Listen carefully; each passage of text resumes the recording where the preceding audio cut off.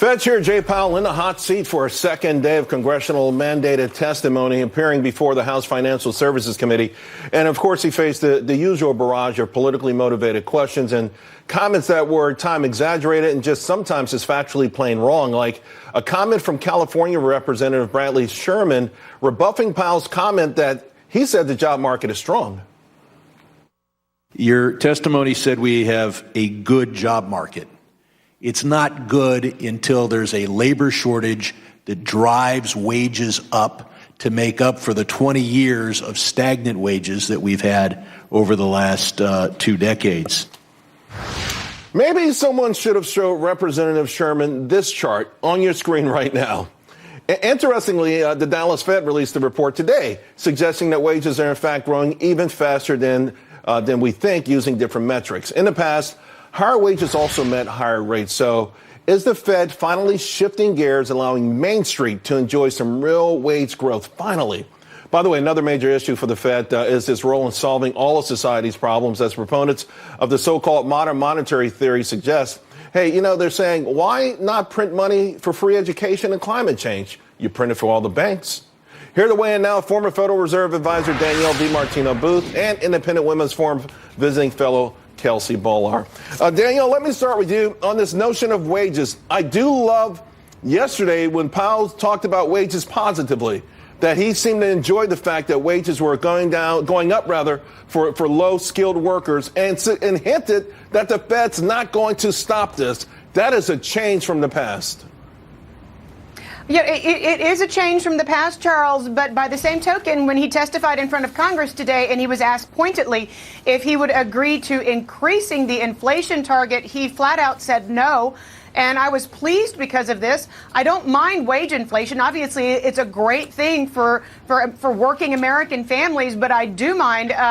Try telling your average working man and woman on the street that inflation is not running hot enough. You might have to stand back because odds are pretty high that they'll take a swing at you because most Americans feel like their cost of living is increasing at just a fine rate, if not too much of too high of an inflation rate. You're absolutely right. If you catalog all the popular songs from 1900 to today, they all complain about higher prices. That doesn't necessarily make it so, but you're right. That is a universal complaint always on Main Street.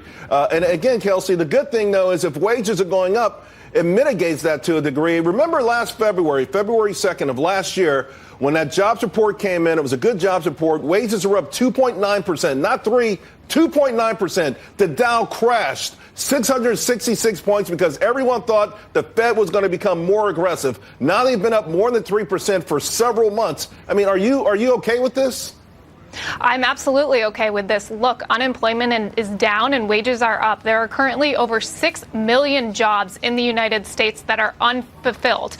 That naturally is going to drive wages up. There's a demand for workers. This is a good thing. And I don't think we want the Fed messing with the inflation rates because inflation is sort of like a fire. If you start raising it, it's really hard to stop. So I think the economy is doing well. The Trump administration deserves a lot of credit for these unemployment rates, and the Fed's job is really just to keep that stable. All right, the question of the day, because I think this is going to be a question all the way through 2020. When we start talking about Green New Deal, Medicare for all, those kind of things, Danielle, modern monetary theory. This is the new theory. And by the way, it goes something like this. If anything is technically feasible, anything that is technically feasible is financially affordable. In other words, forget about price tags. The Fed printed $4 trillion to save banks. Why can't they print $4 trillion for Medicare for all? Why can't they help help our country reach this utopia that a lot of people want us to get to? Why not indeed? I mean, isn't that the way that we would all love to go shopping with absolutely no limit on the credit card? And by the way, no bill for the credit card at the end of the month? No, this is absolutely ridiculous.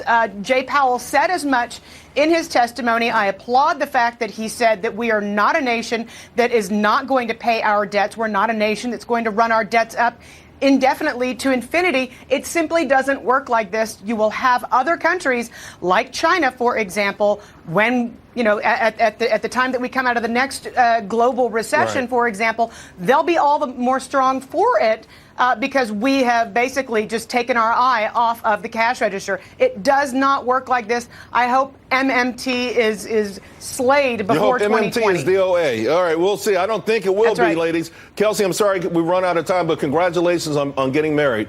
Thank you. All right, Danielle, Kelsey.